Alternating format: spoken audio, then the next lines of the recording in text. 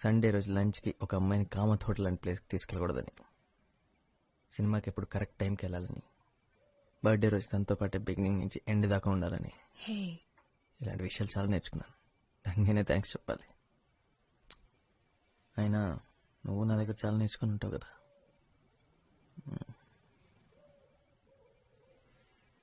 రెండు విషయాలు. ఒకటి క్రికెట్. లెగ్ స్పిన్ ఏంటి, ఆఫ్ స్పిన్ ఏంటి, out swing, in swing. Adam గిల్క్రిస్టర్ ఆస్ట్రేలియన్ వికెట్ కీపర్ అని నాకు తెలుసు. ఇలాంటి అందమైన ఫారెన్ ప్లేయర్స్ గురించి అడిగితే ఈజీగా చెప్పేస్తాం. సరే, రమేష్ పవార్ ఎవరు? సే దొరికిపోయావు.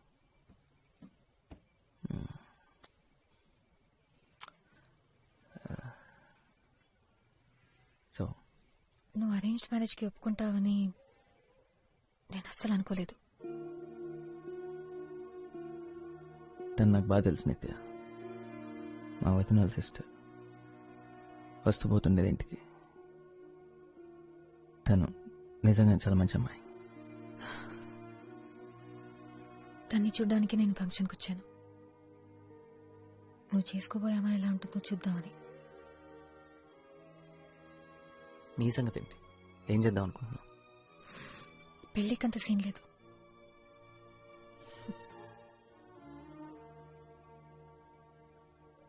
ఎందుకు నిత్య? పెళ్లి గురించి ఎప్పుడు మాట్లాడుతుండేదాన్ని కదా.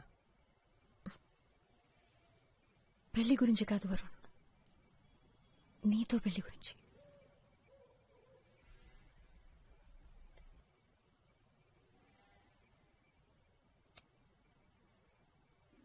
ఐఎమ్ సారీ నిత్య. ఈ ప్లేస్ అస్సలు మారలేదు. ఉయ్యాల కూడా అలాగే ఉంది వరుణ్. మిడిల్ క్లాస్ కాలనీ నిత్య, మారదు.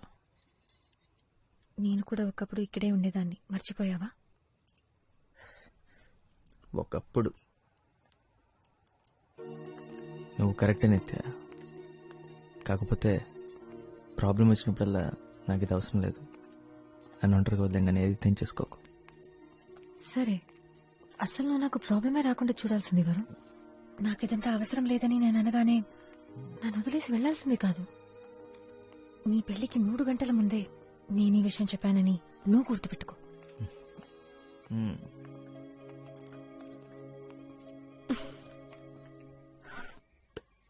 You my best friend Varun. నా గురించి నాకన్నా నీకు బాగా తెలుసు, అలాగే నీ గురించి నాకు. ఇవన్నీ చెప్పడానికే వచ్చాను. ఇదంతా చెప్పడానికి వచ్చావు, ఇంకేం లేదన్నమాట. ఉండేవాడు రెండు నేను చూశాను.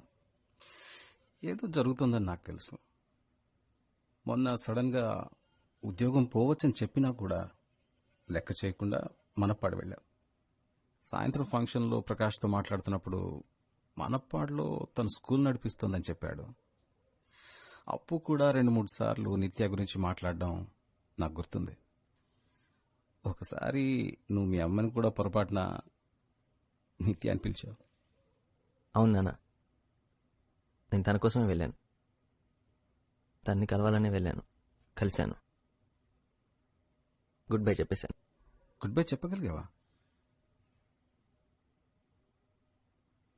ఇప్పుడు ఏం చేయాలో నీకు అర్థం కావట్లేదు కదా. రాధిక, ఆ మాత్రం భయం ఉండాలి. రాధిక ఈ ఇంట్లో పిల్లలాంటిది. తనని బాధ పెట్టడం కరెక్ట్ కాదు. నువ్వు వేరెవరినో ప్రేమిస్తూ తన గురించి ఆలోచిస్తూ రాధికని పెళ్లి చేసుకోవడం కరెక్ట్ కాదు. తనని సంతోషంగా ఉంచలేవు, అది చాలా తప్పురా. తను కూడా నిన్ను మర్చిపోలేదు కదా.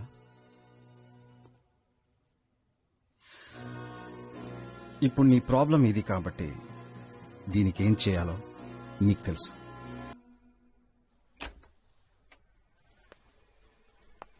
వరుణ్, వరుణ్ ఇక్కడికి ఎందుకు వచ్చావు? నీ చెల్లిని అడుగు ఎందుకు వచ్చాను. క్లోజ్లో కావ్య. ఎందుకు వచ్చాను చెప్పు.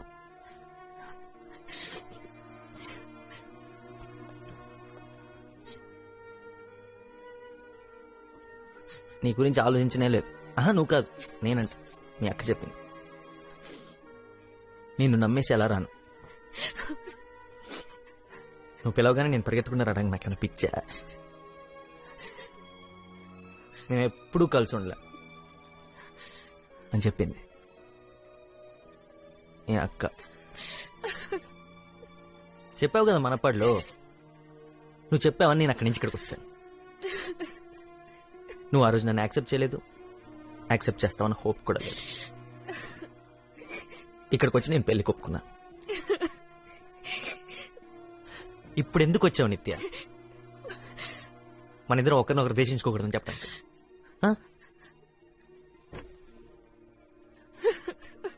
వరుణ్ నానున్నారు.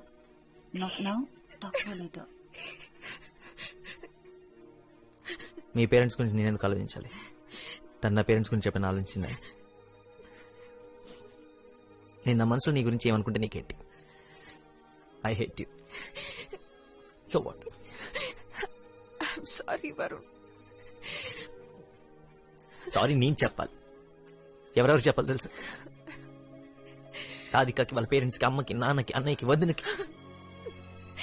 పెళ్లికి గంట ముందు పెళ్ళాపేసి ఇక్కడికి వచ్చినందుకు నన్ను చెప్పుతో కొడదాం అనుకునే వాళ్ళందరికీ నేను సారీ చెప్పాలి. సారీ చెప్తున్నావా? నేను నమ్మను. నేను నమ్మలేను.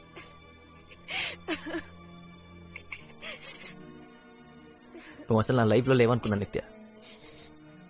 కానీ నేను నువ్వు వచ్చినప్పుడు నీ దగ్గరికి పరిగెత్తుకుంటూ రావాలనిపించింది. అందుకు ఐ హేట్ యూ.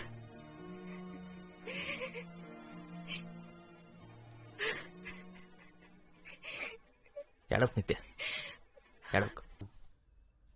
నేను మీ అమ్మాయిని కలవడానికి వచ్చాను.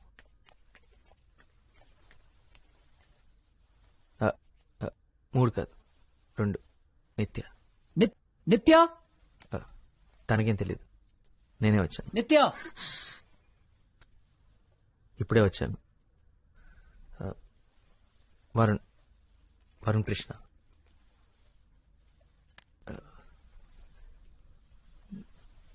Watts happening? నాన్న చుకి తనతో నీ మాట్లాడు. నేను ఇంటికి చాలా సార్లు వచ్చాను. తను నాకు బాగా తెలుసు. స్కూల్లో ఏంటి 8 ఏళ్ల వయసు అప్పటి నుంచే తెలుసు. అలకనంద అపార్ట్మెంట్స్.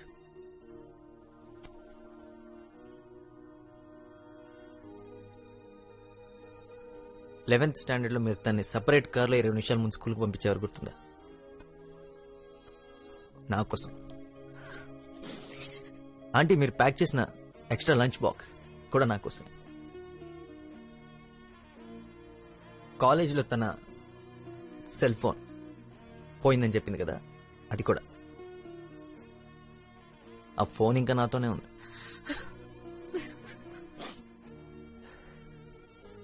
నా లైఫ్లో ఫస్ట్ 5 స్టార్ లంచ్ మీ క్రెడిట్ కార్డ్ మీద చేశాను అంకుల్. స్కూల్లో 10th క్లాస్ వరకు నాకు స్కూల్లో ఉన్న ఫ్రెండ్స్ అందరిని వదులుకొని మీ అమ్మాయి కోసం వేరే స్కూల్లో జాయిన్ అయ్యాను. మొన్న 1.5 lakh ఇన్సెంటివ్ వదులుకొని మీ అమ్మాయి కోసం మన పళ్ళు వెతుకుంటూ వెళ్ళాను.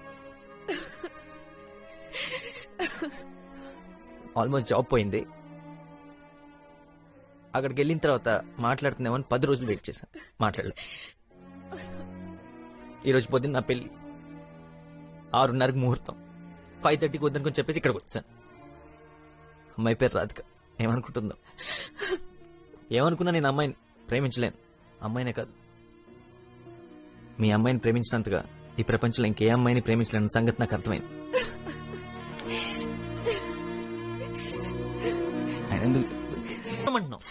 ఎందుకో నీకు తెలుసు వారు, ఎందుకో తెలియదు. నాకు తెలీదు. నిన్న ఎందుకు వచ్చావు నిత్య? చెప్పు. రాధికని చూడటానికి వచ్చావా? మన ఇద్దరు లైఫ్ లాంగ్ ఫ్రెండ్స్ గా ఉంటాం. I love you, Varun. ఇప్పుడు ఎందుకు నిత్య? ఇప్పుడు మాత్రమే కాదు, ఎప్పటికీ I love you. You know that. ఎప్పటికంటే అర్థం తెలుసా నీకు? గొడవలున్నా, కోపాలున్నా, చిరాకులున్నా, ఈగోలున్నా, మంచైనా చెడైనా ఆఖరి వరకు దాని తర్వాత కూడా నాకు తెలుసు I will always love you.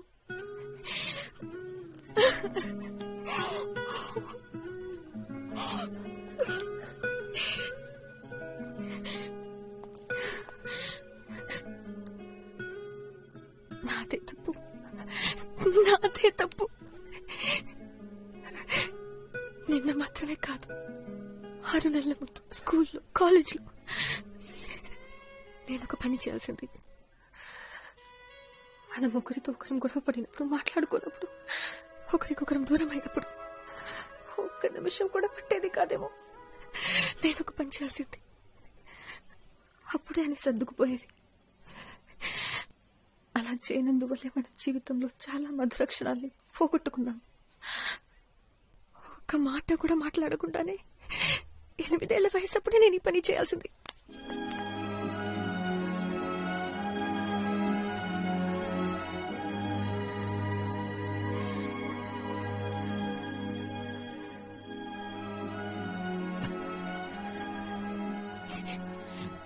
చెప్పడానికి ఏం లేదా?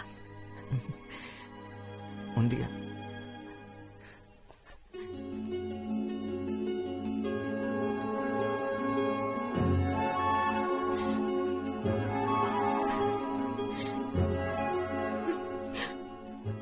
ఎనిమిదేళ్ళప్పుడు ఈ పని చేయాల్సిందే. పట్టుకొని తన్నేవారు. ఇప్పటికే మీ నాన్న ఏదో కిటికీలను చూసి పెయింట్ అయిపోయి ఉంటాడు.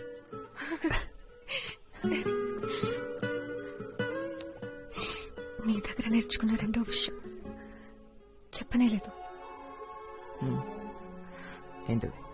ఒకటి క్రికెట్, అవును. రెండోది ఇది